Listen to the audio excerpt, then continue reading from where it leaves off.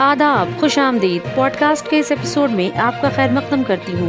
मैं आपकी होस्ट रेशमा आफ्ताब। लोकसभा इंतखाब से ठीक पहले मरकजी हुकूमत ने बड़ा दाव चला और मुल्क में गुज़िश्ता दिनों CAA का नोटिफिकेशन जारी कर दिया।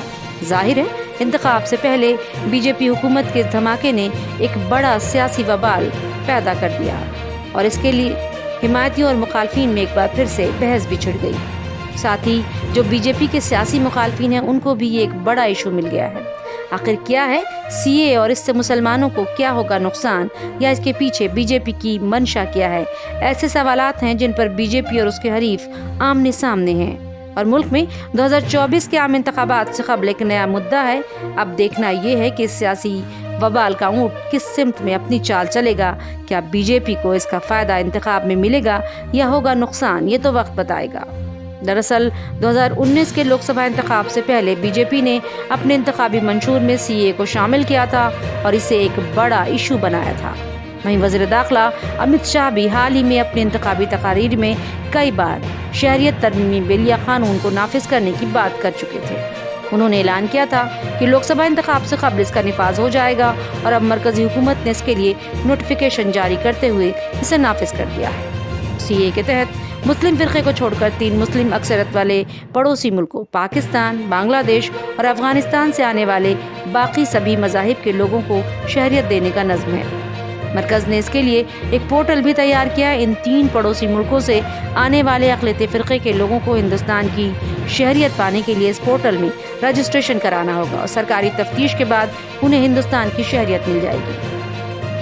वहीं इस CAA का निफाज हिंदुस्तान के कुछ हिस्सों में नहीं होगा। उनमें आसाम के ट्राइबल इलाके, मेघालय, मिजोरम और त्रिपुरा शामिल हैं। और अब बात करते हैं CAA पर सियासी पार्टियों की मुखालफत की। CAA की मुखालफत में बीजेपी के मुखालफिन मुत्तहिद हो गए हैं और वो हर तरफ से इसके खिलाफ बयानात दे रहे हैं। चाहे वो जुनूब हो या बंगाल या फिर शुमाल मशरक़ की रियासतें, बीजेपी पर हर तरफ से मुखालफिन का निशाना है। तमिलनाडु के CM ने बीजेपी पर तंज करते हुए कहा कि बीजेपी डूबते जहाज को बचाने का काम कर रही है। वहीं असदुद्दीन ओवैसी ने इसे मुल्क के अवाम को गुमराह करने की सियासत बताया। साथ ही इसे गोडसे की ज़हनियत वाला कानून भी कहा और कहा कि मुसलमानों के खिलाफ एक साजिश है। बीजेपी मुल्क में मुसलमानों को 2म दर्जे के शहरी के तौर पर देखना चाहती है। उन्होंने कहा कि सताए हुए लोगों को शहरियत ज़रूर मिलनी चाहिए, लेकिन मज़हब की बुनियाद पर बिल्कुल भी नहीं। वहीं दिल्ली के वज़ीर आला अरविंद केजरीवाल ने कहा कि जो मुल्क में हैं वो बेरोज़गार हैं और जिनको शहरियत दी जाएगी उन्हें बीजेपी कहां से रोज़गार देगी। वहीं NCP लीडर शरद पवार ने कहा कि इंतखाब की आमद से ठीक पहले हुकूमत का CAA नाफिज करना पार्लिमानी अमल पर सीधा हमला है और हम इसकी मजम्मत करते हैं। दूसरी तरफ कांग्रेस के सदर मल्लिकार्जुन खड़गे ने कहा कि CAA तफरीक फैलाने वाला है और हिंदुस्तानी आइन के बुनियादी उसूलों के खिलाफ है। इंतखाब से ठीक पहले इसका निफाज ये दिखाता है कि बीजेपी खुशामद परस्ती की सियासत पर अमल पैरा है। वहीं जुनूब के लीडर कमल हासन और दीगर लीडरान ने भी कहा कि हमें ये मंजूर नहीं और इसके लिए हम कानूनी लड़ाई लड़ेंगे। बात करें बंगाल की वज़ीर आला ममता बनर्जी की, तो उन्होंने कहा कि इंतखाब आता है तो बीजेपी तफरीक की सियासत पर उतर आती है।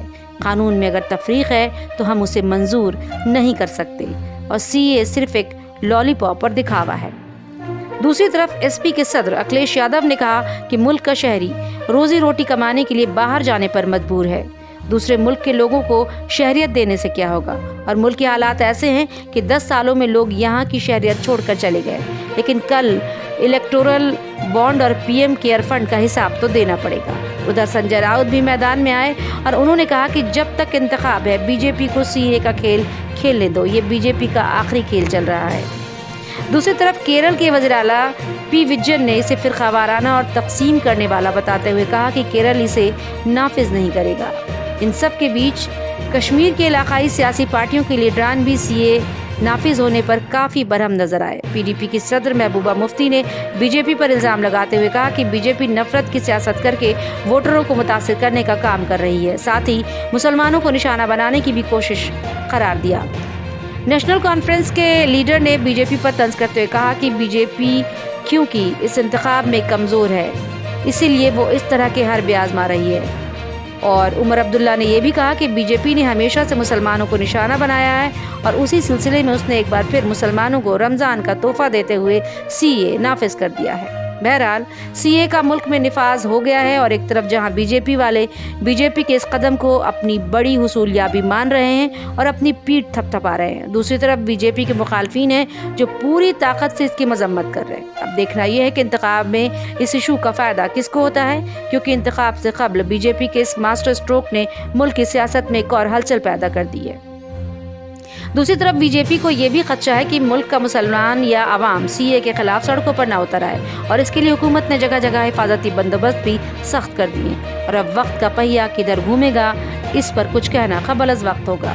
कश्मीर में इन दिनों सियासी माहौल उरूज पर है, यहाँ इंतखाब की तैयारियां जारी हैं। आप समझ गए होंगे, जी हाँ, अगले एपिसोड में हम बात करेंगे इंतखाबी कमीशन की टीम के कश्मीर दौरे की। आपको हमारा ये एपिसोड कैसा लगा हमें एक कमेंट सेक्शन में ज़रूर बताएं। तब तक के लिए मुझे दें इजाज़त। खुदा हाफिज़।